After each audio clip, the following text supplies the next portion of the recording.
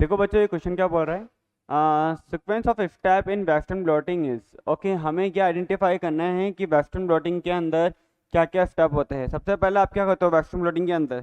सबसे पहले आप क्या करोगे, जल्दी बताओ मुझे। सबसे पहले क्या करोगे, आप प्रोटीन डिनेचुरेशन करोगे। प्रोटीन का डीनेचर करना जरूरी है, ठीक है। फिर प्रोटीन डीनेचुरेशन करने के बाद में हाइड्रोजन पेरोक्साइड रिडक्शन करोगे, नहीं ये तो बहुत ही बाद में होता है। फिर प्राइमरी एंटीबॉडी दोगे, यस। हम सबसे पहले क्या करेंगे, कोई भी सेल है, इस सेल से हम क्या कोई भी प्रोटीन्स है उस प्रोटीन्स को बाहर निकालेंगे। एंड देन बाहर प्रोटीन को बाहर निकाल रहे हैं तो प्रोटीन डीनेचर तो हो ही रही है, ओके। तो प्रोटीन को बाहर निकालने के बाद आपने क्या करा, प्रोटीन के बैंड्स बनाए। फिर बैंड्स बनाने के बाद इस प्रोटीन के बैंड्स को आपने मेम्ब्रेन के ऊपर दिया। मेम्ब्रेन के ऊपर आने के बाद ये देखो, आपने यहाँ पे क्या दिए, प्राइमरी एंटीबॉडी दोगे आप सब। फिर क्या दोगे, प्राइमरी एंटीबॉडी। आप प्राइमरी एंटीबॉडी पहले दोगे या आप सबसे पहले ट्रांसफर करोगे मेम्ब्रेन के ऊपर? सबसे पहले ट्रांसफर करा मेम्ब्रेन के ऊपर, ओके। सबसे पहले हमने क्या करा है, प्रोटीन को आइसोलेट किया, देन मेम्ब्रेन के ऊपर लेकर आए। तो मेम्ब्रेन के ऊपर लेके आने को मतलब पहले तो पी होगा, फिर उसके बाद में क्या होगा, हम ट्रांसफर करेंगे ऑन टू मेम्ब्रेन, एस आएगा। फिर प्राइमरी एंटीबॉडी देंगे, आर आएगा। फिर लास्ट में हम हाइड्रोजन पेरोक्साइड देंगे, रिडक्शन करेंगे। सो यहाँ पे इसके बाद में प्राइमरी एंटीबॉडी देंगे। प्राइमरी एंटीबॉडी देने का मतलब ये देखो, ये लो प्राइमरी एंटीबॉडी देंगे ना अपन ऐसा कुछ कि ये एक पर्टिकुलर जगह पे बाइंड करेगी, ऐसा कल ही बताया था मैंने ये, ठीक है। बाद में हम वॉशिंग करेंगे, वॉशिंग करने के बाद में हम देखते हैं यहाँ पे हाइड्रोजन पेरोक्साइड रिडक्शन भी करते हैं। तो एक और चीज़ हमें जाननी है जरूरी, ये लो।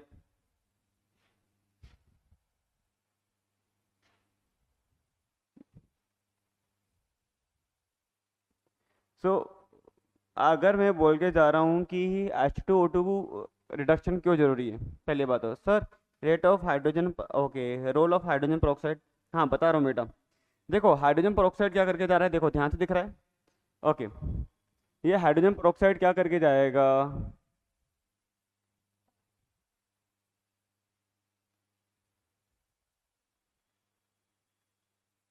ओके।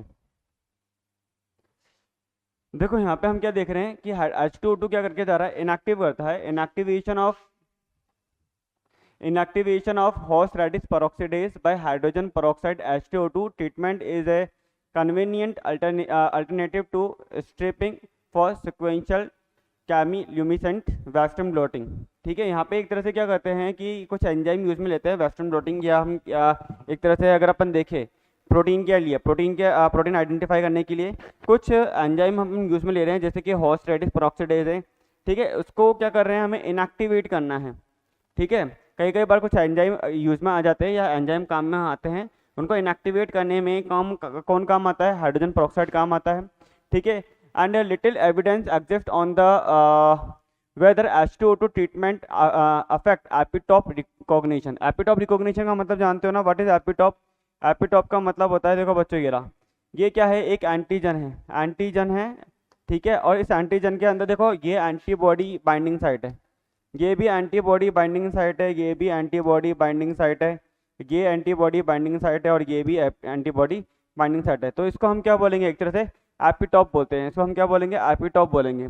तो क्योंकि हम क्या करके जा रहे हैं, अगर आप क्या करके जा रहे हो, सबसे पहले प्रोटीन निकाली, प्रोटीन निकालने के बाद आपको सर ने पढ़ाया था एंटीबॉडी जनरेशन, या तो आप क्या करोगे एक पर्टिकुलर एपिटॉप के अंगेस्ट में, ठीक है, जो एंटीबॉडी बाइंडिंग साइट है एक पर्टिकुलर को ले रहे हो या आप पूरे को ले रहे हो। अगर एक पर्टिकुलर साइट को ले रहे हो तो आप बोलोगे लाइक एक सिंगल टाइप की एंटीबॉडी बना रहे हो जिसको हम बोलते हैं मोनोक्लोनल एंटीबॉडी। पर अगर आप पूरे को ही एक साथ लेके अगर आप इसके अंगेस्ट में एंटीबॉडी बनाओगे तो ऐसे टाइप की एंटीबॉडी को आपको सर ने बताया होगा, ऐसे टाइप की एंटीबॉडी को बोलते हैं हम क्या, पॉलीक्लोनल एंटीबॉडी, ओके।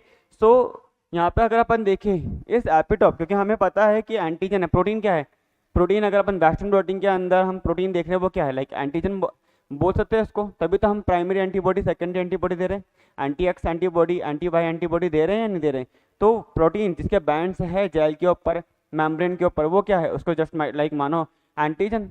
तो एंटीजन है और वो हम क्या दे रहे हैं, प्राइमरी एंटीबॉडी और सेकेंडरी एंटीबॉडी दे रहे हैं। तो इसको रिकॉग्निशन के लिए हेल्प करवाने के लिए क्या चाहिए होता है, एक तरह से H2O2। सो इन्होंने बोला है however little evidence exists on whether H2O2 treatment affect epitope recognition. ठीक है, here we showed that H2O2 treatment had a negligible effect for most of the tested antibodies, whereas it could also eliminate और enhance antibody binding. मतलब ये एक तरह से क्या कर सकते हैं, एंटीजन एंटीबॉडी की जो बाइंडिंग होती है, ठीक है, उसको इनहेंस कर सकते हैं. Thus H2O2 treatment has unpredictable effects on epitope recognition. मतलब कि मेनली काम क्या होगा, एपिटॉप को रिकॉग्निशन करने का होगा एंड ये एंटीजन एंटीबॉडी बाइंडिंग को एनहेंस करने का होगा, ताकि हम क्या कर सके, जो स्पेसिफिक एंटीबॉडी है वो अपने एंटीजन से बाइंड कर पाए.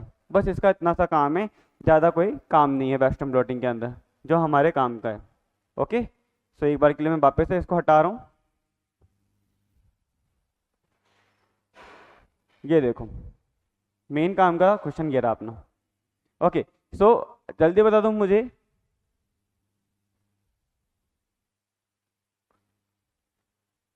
ये लो.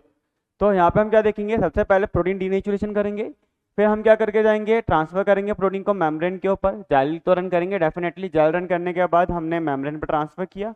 आफ्टर ट्रांसफर हम क्या करके जाएंगे, प्राइमरी एंटीबॉडी देंगे. देन अपन क्या करते हैं, हाइड्रोजन पेरोक्साइड रिडक्शन करते हैं, which is useful for recognition of epitope या enhance the binding of antigen antibody. That's why we use hydrogen peroxide reduction. So answer क्या हो जाएगा हमारा यहाँ पे, डी. आंसर क्या हो जाएगा, डी हो जाएगा. नोट कर लो.